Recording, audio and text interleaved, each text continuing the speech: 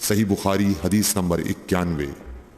ایک شخص عمیر یا بلال نے رسول اللہ صلی اللہ علیہ وسلم سے پڑی ہوئی چیز کے بارے میں دریافت کیا۔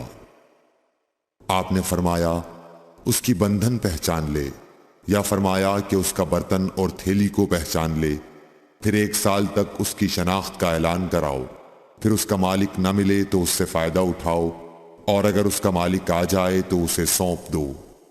اس نے پوچھا کہ اچھا گمشدہ اونٹ کے بارے میں کیا حکم ہے؟ آپ کو اس قدر غصہ آ گیا کہ رخسار مبارک سرخ ہو گئے، یا راوی نے یہ کہا کہ آپ کا چہرہ سرخ ہو گیا۔ یہ سن کر آپ صلی اللہ علیہ وسلم نے فرمایا تجھے اونٹ سے کیا واسطہ؟ اس کے ساتھ خود اس کی مشق ہے اور اس کے پاؤں کے سم ہیں، وہ خود پانی پر پہنچے گا اور خود پی لے گا اور خود درخت پر چرے گا، لہذا اسے چھوڑ دو یہاں تک کہ اس کا مالک مل جائے۔